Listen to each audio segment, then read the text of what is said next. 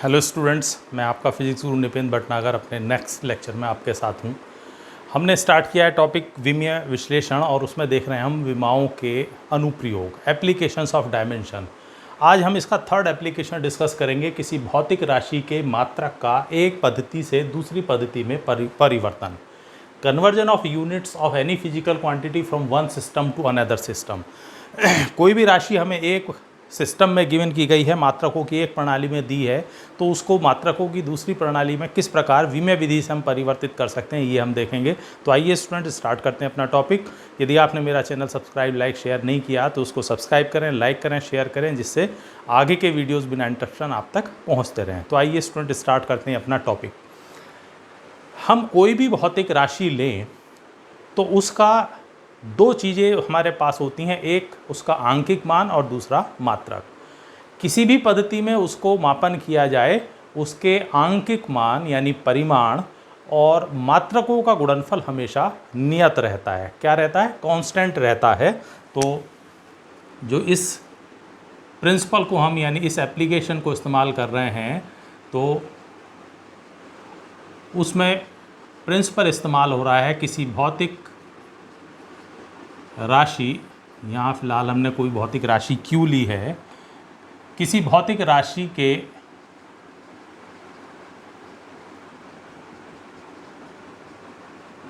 अलग अलग पद्धतियों में परिमाण तथा मात्रकों का गुणनफल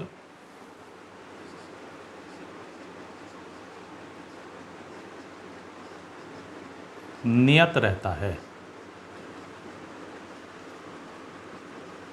ये यहाँ हम प्रिंसिपल यानी सिद्धांत प्रयुक्त करते हैं। तो यदि किसी राशि Q का दो पद्धतियों में, हमने कोई भौतिक राशि क्या ली है? Q, कोई भी हो सकती है, वेग है, त्वरण है, बल है, तो ऐसी कोई राशि ली है Q का दो पद्धतियों में आंकिक मान क्रमशः N1 व N2 तथा मात्रक क्रमशः U1 व U2 हों, तब तो अलग अलग दो राशियों में अगर हम लें तो Q बराबर होता है N1 U1 is equal to N2 U2, यानी परिमाण और मात्रकों का गुणनफल अलग अलग राशियों में सेम रहता है। जब भी हम इसके ऊपर कुछ क्वेश्चंस करते हैं तो नॉर्मली क्या होगा, हमें दोनों पद्धतियों में मात्रक पता होगा, इस पद्धति में मात्रक ये है और वहाँ हमें परिवर्तन करना है। पहली पद्धति में मान दिया हुआ होगा, आंकिक मान N1 भी ज्ञात होगा और अक्सर हमें क्या ज्ञात करना होगा? N2। तो यहाँ से हम लिख सकते हैं N2 is equal to N1 and U1 upon U2। ठीक है। मात्रकों को हम विमाओं के रूप में रिप्रेजेंट करते हैं। N1 फिलहाल अगर पहली पद्धति में जो विमा आ रही है वो MLT के रूप में होगी। पहली पद्धति के लिए हम लिख लेते हैं M1 L1 T1, ठीक है। और दूसरी पद्धति में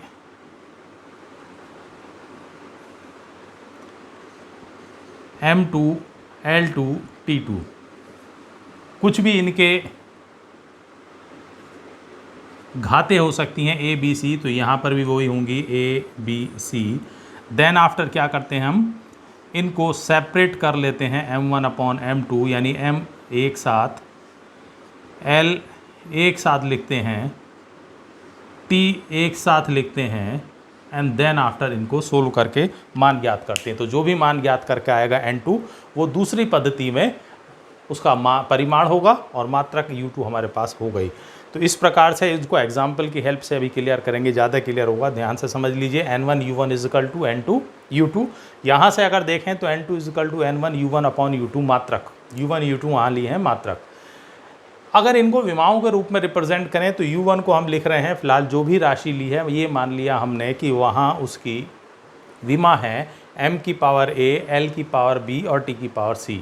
ठीक है, चूँकि पहली पद्धति है तो m1 l1 t1 और इनकी पावर a b c, दूसरी पद्धति में m2 l2 t2 power a b c, m एक साथ लिए हैं, l एक साथ लिया है, t एक साथ लिए हैं, देन आफ्टर इनको सोल्व करके हम वैल्यूज़ फाइंड आउट करेंगे। ठीक है, तो ये है हमारा मेथड सोल्व करने का। अब इसको एग्जाम्पल्स की हेल्प से कैसे किया जाएगा वो हम लेकर के चल रहे हैं।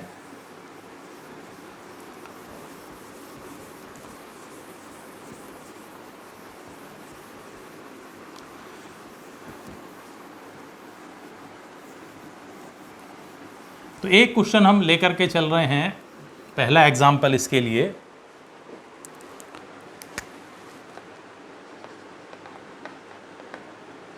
एग्जाम्पल फर्स्ट,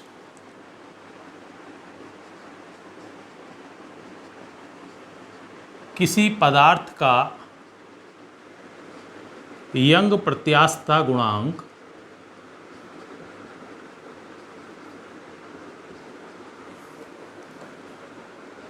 19 गुणा 10 की घात 10 न्यूटन पर मीटर स्क्वायर है।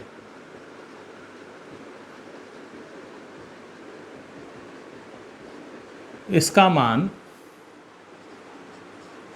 विमीय विधि से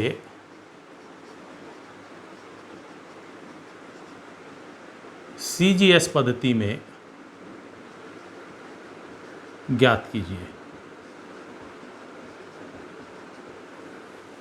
ठीक है, ये हमें क्वेश्चन गिवन किया गया है कि किसी भी पदार्थ का यंग प्रत्यास्थता गुणांक, यंग्स मॉडुलस ऑफ इलास्टिसिटी 19 गुणा 10 की घात 10 न्यूटन पर मीटर स्क्वायर है और उसका मान हमें किस में निकालना है, CGS पद्धति में। ठीक है, तो फर्स्ट ऑफ ऑल जब हम ये क्वेश्चन इस तरह का क्वेश्चन करते हैं तो सबसे पहले हम ये देखते हैं कि किस भौतिक राशि के बारे में वो बात कर रहा है। ठीक है, तो हमें दिया हुआ है उसने यंग प्रत्यास्थता गुणांक।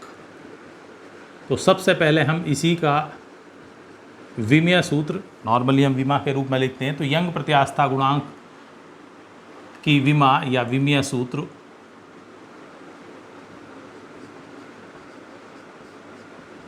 That is ml inverse 1 t inverse 2। ये होती है ml इनवर्स 1 t इनवर्स 2। ठीक है, पहली पद्धति में हमें n1 गिवन किया है 19 गुणा 10 की घात 10, u1 है न्यूटन पर मीटर स्क्वायर। CGS पद्धति में इसको कन्वर्ट करना, n2 हमें ज्ञात करना है, तो हमें गिवन किया गया है n1 यानी पहली पद्धति में मान 19 गुणा 10 की घात 10, u1 ये दिया हुआ है न्यूटन प्रति मीटर स्क्वायर, n2 हमें ज्ञात करना है, और u2 दूसरी पद्धति कौन सी है, CGS पद्धति में।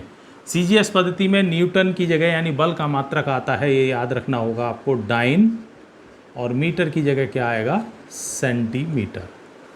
CGS पद्धति में बल का मात्रक होता है डाइन, तो जब CGS पद्धति में बदलेंगे तो न्यूटन की जगह पर क्या आएगा, डाइन पर, और मीटर की जगह सेंटीमीटर स्क्वायर।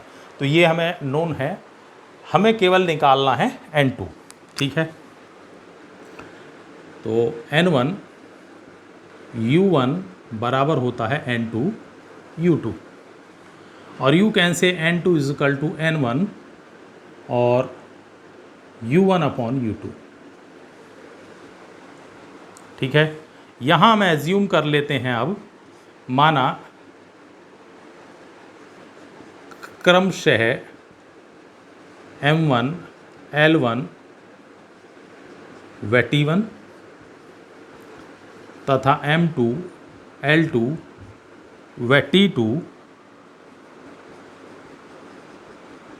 क्रमशः दोनों पद्धतियों में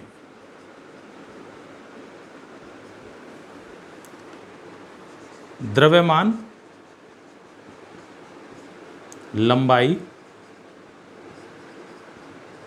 व समय के मात्रक हैं।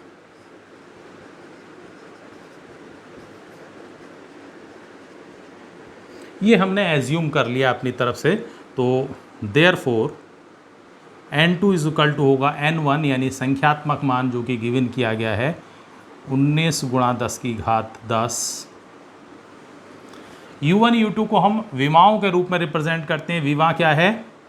ml inverse 1 t inverse 2। ध्यान दें पहली पद्धति में है m1 l1 t1 माना है, तो m1 l1 t1, ठीक है। ml इनवर्स 1 t इनवर्स 2 ये ही दूसरी पद्धति में, चूँकि मात्रक विमा वही रहेगी, अब ये दूसरी पद्धति में है, तो m2 l2 t2, ठीक है, इक्वल टू 19 इंटू 10 की पावर 10। m को एक साथ ले रहे हैं तो m1 अपॉन m2, l एक साथ ले रहे हैं तो l1 अपॉन l2, और पावर कितनी है? -1। t एक साथ ले रहे हैं t1 अपॉन t2, और पावर कितनी है? -2।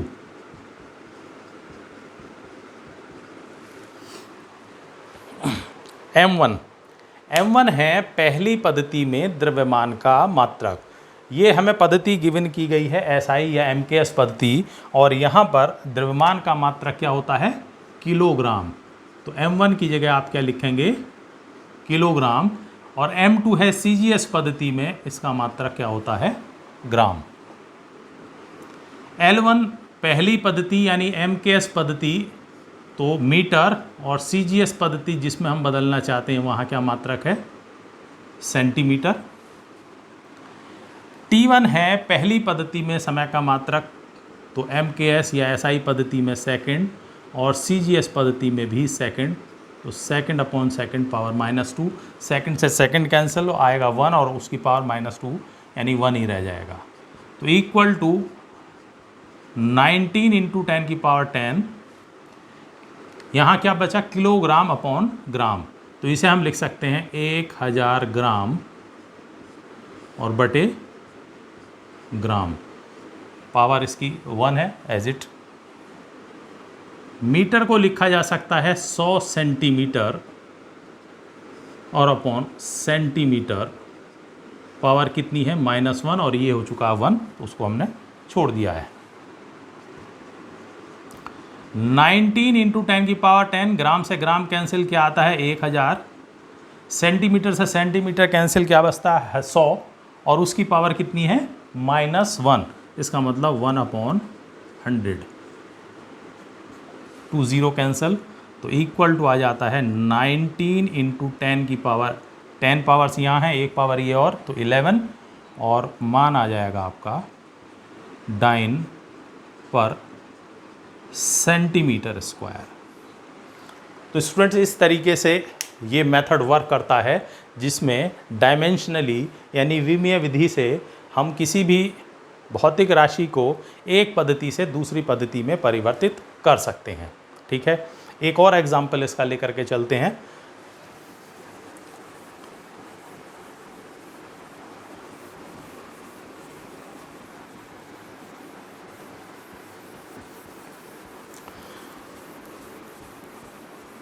जो भी आपको क्वेश्चन गिवन किया गया होगा, जिस भी भौतिक राशि का परिवर्तन वो चाहता है, तो फर्स्ट ऑफ ऑल आपको क्या करना है? उस भौतिक राशि की विमा देखनी है। देन आफ्टर n1 u1 बराबर n2 u2, ये फार्मूले का आपको यूटिलाइज करना है। ठीक है, एक और क्वेश्चन लेकर के चलते हैं इसी मेथड का। ये दिया हुआ है, चलिए एक क्वेश्चन ले लेते हैं। That is example number 2।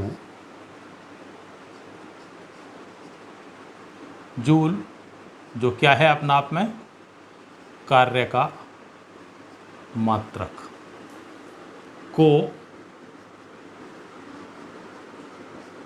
विमीय विधि से CGS पद्धति में परिवर्तित कीजिए।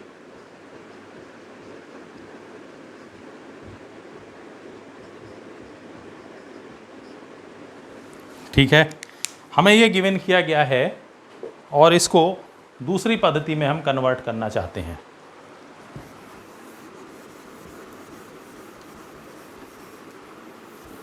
भाई स्टूडेंट स्टार्ट करते हैं। सबसे पहले आप ये देखिए, जो क्वेश्चन गिवन किया गया है उसमें आपको कौन सी भौतिक राशि दी गई है। यहाँ दिया गया है कार्य का मात्रक। तो सबसे पहले हम लेते हैं कार्य का विमीय सूत्र। कार्य या ऊर्जा एक ही विमीय सूत्र होता है एंड दैट इज, क्या सूत्र है, ml² और T इनवर्स 2। ये है कार्य का विमीय सूत्र। ठीक है, फार्मूला फिर वही हमें लगाना है N1 U1। तो फिलहाल यहाँ 1 जूल को परिवर्तित करना है, तो N1 1, U1 joule, U2 CGS पद्धति में ऊर्जा या कार्य का मात्रक है और वो होता है अर्घ। ठीक है, और मान कितना निकल के आएगा, परिमाण हमें ज्ञात करना है। तो इसके अकॉर्डिंग हम सबसे पहले मानते हैं कि माना दोनों पद्धतियों माना M1 L1 T1 तथा M2 L2 T2 दोनों पद्धतियों में